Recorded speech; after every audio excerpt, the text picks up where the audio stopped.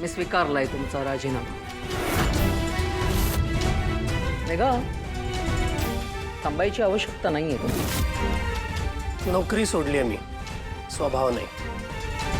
काही झालं तरी कमळीला तुम्ही या कॉलेजमधनं काढूच शकत नाही.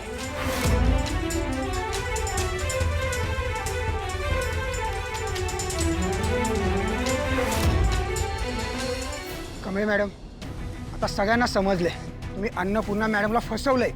तुम्ही असं का केलं? अन्नपूर्णा मॅडमचा एवढा विश्वास होता तुमच्यावर. तुम्हाला असं नव्हतं करायला पाहिजे. त्या देवीसारख्या बाईला फसवल्यानंतर तुम्हाला लाज नाही वाटली? काका एक मिनिट, ह्यो माझा खाजगी विषय आहे, ते सोडा. तुम्ही मला एवढंच सांगा, तुम्ही आज सोडणार आहे मला की नाही? बघ कमळी, कमळे, ऋषीभाऊ आले. आपल्याला मदत करतील ते ना. सर थांबा, सगळे फक्त एकदम सर थांबा. सर ऋषी सर, अहो बरं झालं तुम्ही आलात. अहो बघा की कमळीला कॉलेजमध्ये सोडायला झाल्यात. माहिती आहे मला. हा, कसं काय? म्हणजे काय झालंय सर? आतमध्ये कमळीला कॉलेजमधनं काढण्याचं चालू आहे. हा अहो सर, मग तुम्ही काय तर करा की. ते असं इझिली माझं ऐकणार नाहीत आता. अहो ऋषीभाऊ, असं काय बोलताय तुम्ही? तुम्ही तर शिक्षक आहे ना कॉलेजमध्ये. शिक्षक होतो बंड्या, आता नाहीये. रिझाईन केलंय मी आत्ताच. नोकरी सोडली आहे मी.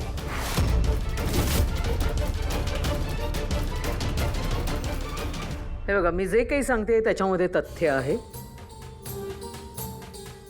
त्यामुळे आपण आपल्या निर्णयाशी ठाम राहूया. म्हणजे एखाद्या मुलीला जर आपण अशी सूट दिली ना, तर उद्या बाकीचे विद्यार्थी सुद्धा तशी सूट आपल्याकडे मागतील. मला असं वाटतं की मॅनेजमेंटचा कॉलेजमधल्या स्टुडंट्सवर, विद्यार्थ्यांवर वचक राहिला पाहिजे. नाही तर हे विद्यार्थी मॅनेजमेंटच्या डोक्यावर मिऱ्या वाटतील आणि हे असं होऊन चालणार नाही. मी तसं होऊ देणार नाही. त्यासाठी आपल्याला एक उदाहरण द्यावं लागेल. लोकांपर्यंत हे पोहोचवावं लागेल की अशा पद्धतीचा गुन्हा कोणी जर केला तर त्याला शिक्षा होऊ शकते. कारण विद्यार्थी हे नेहमी मॅनेजमेंटच्या दबावाखाली राहिले पाहिजेत. तरच आपण कॉलेज चालवू शकू. नाहीतर आपल्याला हे कॉलेज बंद करावं लागेल. मला हा मुद्दा पटतोय. जर स्टुडंटला धाकच राहिला नाही तर मग ते मनमानी करतील. हो, मी कामिनी मॅडमच्या मताची सहमत आहे. नाही, माझं मत या सगळ्याबद्दल जरा वेगळं आहे. जिथे चूक असेल तिथे शिक्षा देणं ठीक आहे, पण हा दबावाचा मुद्दा काही मला पटत नाही. मला वाटतं की ऋषी सरांचं म्हणणं बरोबर होतं. काय ना की कमळी एक कॉलेजची हुशार विद्यार्थिनी आहे आणि तिच्या वैयक्तिक गोष्टीचा कॉलेज प्रशासनाशी काहीच संबंध नाही आहे. म्हणजे उगाच तिच्या शिक्षणाचं नुकसान व्हायला नको आहे, नाही का?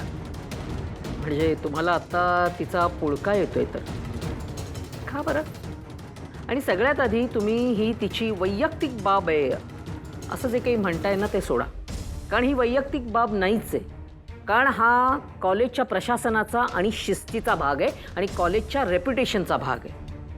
कारण खोटारडेपणा हा कधीही पर्सनल किंवा ऑफिशियल नसतो. आणि जो माणूस खोटारडा वागत असतो तो जिथे जिथे संधी मिळेल तिथे तिथे फक्त खोटारडेपणानेच वागत असतो. त्यामुळे ते काय आणि कसं हे तुम्ही मला सांगू नका. हा, आता अन्नपूर्णा मॅडमनेच मला हे सगळं बघायला सांगितलेलं आहे. कॉलेजसाठी काय चांगलं आहे म्हणून त्याप्रमाणे मी हे सगळं बोलते. हो चालेल, आपण हा वाद करण्यापेक्षा सरळ वोटिंग करूयात. म्हणजे काय प्रश्नच उरणार नाही. हो हो चालेल. वादाचा प्रश्नच येत नाहीये. प्रत्येकाने आपलं जे काही मत असेल ते लिहून द्यावं. मी तुम्हा सगळ्यांना असं आता निक्षून सांगते की मला कमळी या कॉलेजमध्ये नकोय.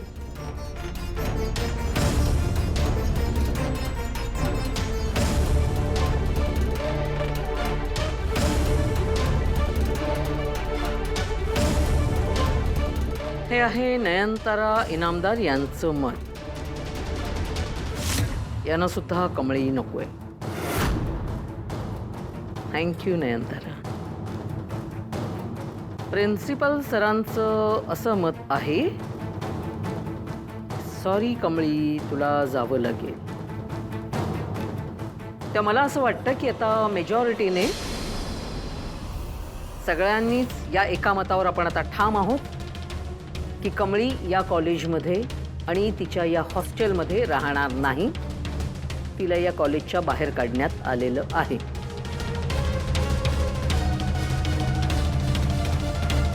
आता काय बी झालं तरी ही कमळी इथनं कुठंच जाणार नाही. मला आज जायचंय काका. हो अहो काय चाललंय? मी काहीच केलेलं नाही. माझी काही चूकच नाही ज्याने माझ्या शिक्षणावर त्याचा परिणाम होईल. मग मी ती शिक्षा का बघू? जागे व्हा कॉलेज मॅनेजमेंट जागे व्हा मॅनेजमेंट जागे व्हा. कमी काय झालं? अगं बघा की कमळीची काय बी चूक नसताना तिला कॉलेजमध्ये घेणं झाल्यात. यो तिच्यावर अन्याय आहे. काय? नाही नाही, हे खूप चुकीचं आहे. हो, हे कॉलेज असं कसं करू शकतं? कॉलेज मॅनेजमेंट हाय हाय कॉलेज मॅनेजमेंट हाय हाय कॉलेज मॅनेजमेंट. हाय हाय. अरे काय आ? काय गोंधळ आहे? काय झालंय? नाही नाही, काय काहीतरी ऐकलं मी. काय अन्याय झालाय? काय झालंय का काही? अगं कमळे, किती खोटं बोलशील. आणि आता सुद्धा हे तुझी जर स्मरणशक्ती जरा कमी झाली असेल तर मी आठवण करून देऊ का? काय झालंय ते? खोटारड्यांसाठी या कॉलेजमध्ये जागा नाही. मॅनेजमेंटने आता असा निर्णय घेतलेला आहे की तुला कायमस्वरूपी या कॉलेजच्या बाहेर काढायचं, रस्टिकेट करायचं. आणि एवढंच नाही, तुझा जो काही TC असेल ना त्याच्यावर लाल शेरा द्यायचा.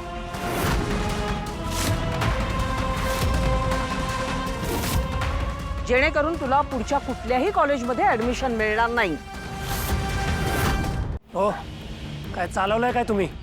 ऍडमिशन मिळू देणार नाही म्हणजे? एखाद्याचं करिअर असं संपवू शकत नाही तुम्ही. मॅनेजमेंट काय काय करू शकतं कल्पना नाही. नयनतारा मॅडम सांगा ना, नुकतंच रेजिग्नेशन दिलेल्या या तुमच्या चिरंजीवांना सांगा की मॅनेजमेंट काय काय करू शकतं. कॉलेजच्या आवारामध्ये गोंधळ करणं, कामकाजामध्ये अडथळा निर्माण करणं या गुन्ह्याखाली मॅनेजमेंट यांना पोलिसात देऊ शकतं की नाही? सांगा त्या.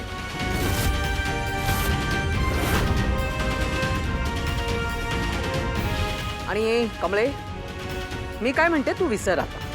तू आता तुझा गाशा गुंडाळून तू तुझ्या गावी निघून जा. अगं गावातलं अंगण कसं असं शेणाने सारवशील, किती छान वाटेल. गाई उरपाळ. तुझी स्वप्न आता विसर आणि निघून जा इथून. आणि जो काही आता असा हा गोंधळ घडलाय ना तो तुमच्या उपस्थितीत घडला तर तुम्हाला आधी कमी करेन. निघा.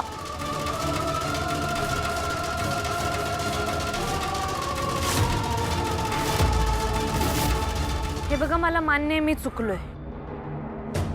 मी अन्नपूर्णा आजींना आधीच सगळं सांगायला पाहिजे होतं. मी फसवलंय त्यासनी मला कळतंय.